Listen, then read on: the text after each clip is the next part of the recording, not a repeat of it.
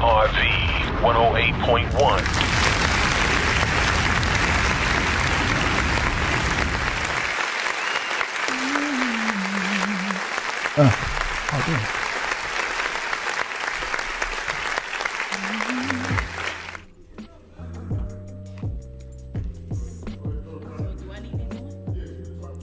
Yo, you're now tuned in to WNRV 108.1 Nerve, the music movers. You know what I'm saying? I am your host, Q Parker, for the evening. I got all these wonderful guests on my show. So it's a Q Parker show for tonight, huh? Yeah, all of y'all are my guests. We're your guests? Yes. So you're going to start the questions first? Or? Yeah. Okay, what's your first question? Then I'll introduce My myself. first question is, at what point did you know that you wanted to get into the DJ realm? Well, first of all, I'm not a DJ. See, I knew that. I was just trying to see if you was going to be up on your stuff. No, I'm not a DJ. I'm a media personality. See, I knew that. So this is something I just fell into, I guess you could say. Yeah. A really long time ago. Yeah.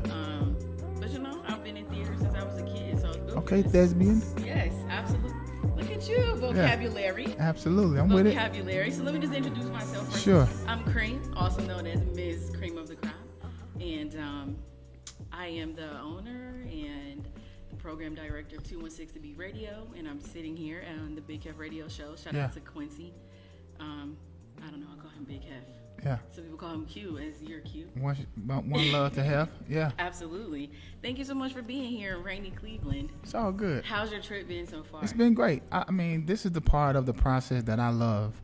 I can make the music. That's fun too. Yeah. But to get out here and shake the hands and see the smiles and feel the energy of the people, that's the part of this that I love just as much as any other parts.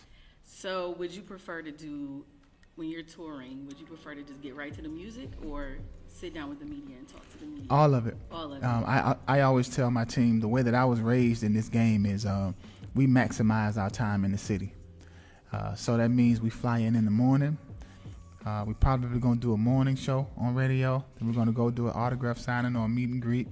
Then we're going to go get something to eat. Then we're going to do a session with media. Then we're going to go do sound check. Then dinner, the show, meet and greet after the show, go get dinner, and then do after hosting somewhere at a venue, and then we go to the next city. So just maxing out our time in the city. So you didn't leave out food. You said food several times. Yeah. So what's your favorite food? So I am vegan / pescatarian. So I have this thing where when I go into a city, I want to go and see the black-owned vegan spot in the neighborhood that's promoting good health. Today in Cleveland, I went to Fresh Time Salads. Oh, yes. Yeah. Yes. So big shout out to Dee and her husband doing some amazing work in the community, offering just better food choices for the community. A lot of times our communities are food deserts. And so for them to be in the heart of the city, providing great food options, I think that's just as much of a give back than any of these other things that people do to give back. Absolutely. Thank you so much for shouting out that brand, because we as Black people, we have to support one another. Absolutely. And in spite of our success, we have to also realize that in the midst of success, we still need support. Absolutely. I think sometimes we forget that. Like, we see people get successful and they were like, oh, they don't need us anymore. Let's go on to the next person. Like, no, we need you throughout our entire journey. That's why it's called continued support. Absolutely. Yeah. Absolutely. So now that we're talking about continued support and journey, you've been in this game for a really long time. I'm someone that has continuously supported you. So I really appreciate sitting down with you today. I actually got a chance to meet you briefly back in March of 2022 at it was a fashion show. It was Jason Harvey's fashion show. Yes. But we didn't get a chance to do an interview. It was so much going on there. So the only thing my photographer got a chance to do was take photos of you. Well, guess what? So now we're sitting down here. Here we are. Absolutely, absolutely. So let's get right So I have a few questions I want to ask. So let's talk about a few viral things, not the viral thing that you think I'm going to ask. So So lately, the Drew Hill dance has been going viral. A lot of parents, instead of putting their kids on punishment that we're used to seeing them doing the tell me dance, got them doing the tell me dance. So seeing that Keisha Cole, Drew Hill, a lot of the groups that we grew up on and you being a part of are resurging right now, what does that feel like to you as someone that was a member of such a legendary group like 112? It just goes to show you that the type of music that we were making in that era and in that space and time is timeless. I'll be celebrating 30 years next year, and to see that, you know, this new generation, they are sampling our songs, my songs, and songs from my era. It's a great testament. My manager and my partner says it's so great when he says, Azim Rashid, he says that even though we were the product of the 90s, the children of the 90s are now the current generation, but their parents were playing the 90s songs. And so that era is embedded in them just as much as 2025. And so that's why you hear a lot of the new current artists sampling songs from the 90s, because they're connected to that era as well. Absolutely. So how do you think, or tell us how your the trajectory of your career changed since no longer being a part of the label that is viral right now, and being a part of such a chart-topping group like 112? Yeah. All of my earlier experiences, they go with me everywhere I go. And as I've talked about being a 30-year veteran, I'm seasoned. And with that comes peaks and valleys, lessons learned, things, you know, hard lessons, some maybe not as hard. But it has gotten me to the point of the artist that I am today, and even the way that I give back and mentor to the current generation through my foundation, you know, just educating them and extending as much information as I can so their journey can be maybe a little bit easier than my early teenage journey was. Yeah, I like that answer, because I think a lot of times people look at artists that have been out for a while, and when they no longer see you, they don't really understand what you're doing behind the scenes. And that could be, as you said, mentoring the youth, taking care of your family, and doing different things like that. So I think having the opportunity to sit down and have you vocalize what you've been doing is an amazing thing, so that folks can understand what goes on in front of the scenes and also behind the scenes. Yeah. So right now, you know, we talked about Keisha Cole, we talked about Drew Hill's song going viral. Are you up for the task? I know you had your song Beg come out. You have a new song that just dropped. It's called Keep On Loving Me, and it's produced by some heavy hitters. Yeah. Ghost and Rico Love. That's amazing. But I want to ask you if you're up for the task in assisting with the resurgence of ballads and love songs and R&B. Yeah. Well, if you know any of the songs that I have released as a solo artist, it's all promoting love. I believe in romance. I believe in chivalry and being a gentleman, even in how you try to express what it is that you want. I believe that there's a proper way. I love that. I believe there's a proper way to deliver whatever message, and I'm an R&B dude to my core. Although 112's definition is hip hop and R&B, I have some hip hop in me too, because of the records that we were able to do throughout the years. But when Q Parker puts on the uniform as a solo artist, I'm just an R&B dude. Like, man, I'm just an R&B dude, so I can't help but give you love songs and relational songs. Absolutely. So speaking of you making songs, what do you do first? Do you write first? Do you listen to a beat first? Do you go to the studio and just see what comes to you? What is your recording and writing process like? It could be a myriad of happenings. As a creator, sometimes lyrics come first. Sometimes a title comes first. Sometimes a melody comes first. Or sometimes my production partner will send me some music that he has composed that will inspire me to sing something or come up with something. So, or there may be times where my co-writers and my writing partners will just submit a full song, and I can just go in and just be the artist.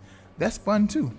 But I don't close myself into one particular process and how I create music. So with that process, what did you use in making Keep On Loving Me? In Keep On Loving, I traveled to Miami to work on a project with my brother Shabazz the OG with Rico Love. And as I was leaving at the completion of that session, Rico, who I hadn't seen in a few years, asked me what was I working on. And I said, I'm getting ready to release some new music from my EP. And he said, is it complete? And my answer was, the way that I was raised is not complete until it's released, right? And so he gave me a song to listen to as I was flying back to Atlanta. Well, a week later, like on the plane ride to Atlanta, I fell in love with it. The moment I heard the Deal 2 Occasion sample, I was like, oh, this is already out of here. We just have to do our part to make sure we don't disrespect the legacy of this classic record. Well, I flew back to Miami a week later. We both finished writing the song, and we just troubleshot it. We the three of us had continuous conversations about, is it ready? Did we do the sample justice? Because I just feel like whenever you take on the task of remaking a song, you better come with it. Absolutely. You do not want to be the person to say you messed up a legacy, iconic. Nah, you don't want to be that person. And so we got it to the point where we were truly satisfied, and it's showing because the reception, even in this early stage of the record being released, has been positive and overwhelming. Absolutely. It's been good. You don't want to go viral for messing up the song. Absolutely go viral not. For doing it right. Absolutely, yes, yes, yes. Kind of hard to live down a horrible viral moment. Oh my God, no, you don't want that. And so, lastly, just right now, speaking of viral moments, what is it like being an artist that came from an era where social media was kind of new and non-existent to now being an era where there are times where you can go viral just about for anything? I mean, it's just a part of the game, and to participate and be an active player in the game, you have to embrace that this is a part of the rules, and if you're gonna play the games, you have to abide by the rules. A lot of my peers, that's a challenging thing because we didn't have that as a part of the process in our era. However, if you're going to release any kind of music in 2025 and beyond, until something else becomes the thing, social media and having a great relationship with the internet and these platforms, you cannot do it without having even just a basic understanding of how to have a relationship in those spaces. Absolutely. Well, I really appreciate you for taking time to interview with me today. Yeah. And I know we talked about support, continued support, and even though it's obvious to us what the continued support should be, tell everyone that's listening right now how they can continue to support you throughout your career. I love that question. Just stay locked in with me. I'm going to always, if romantic music is what you love, I'm going to be a person that you can depend on. And as I continue releasing songs and music, just ride with me by commenting, posting, tagging, reposting, making steps and dances and line dances and all of those things, coming to shows, supporting the merchandise, buying tickets, just showing up for me, because I promise you I'm going to show up for you creatively. And if we ever have the opportunity of meeting each other, I'm going to make sure that it's a pleasurable exchange. Thank you so much. And memorable. Thank you for that. And thank you so much for continuing to be that artist that inspires, empowers, and brings love so that we can also spread love to you and everyone else. Yeah. Thank you. Can't forget the romance. Not at all. Nah. Yeah.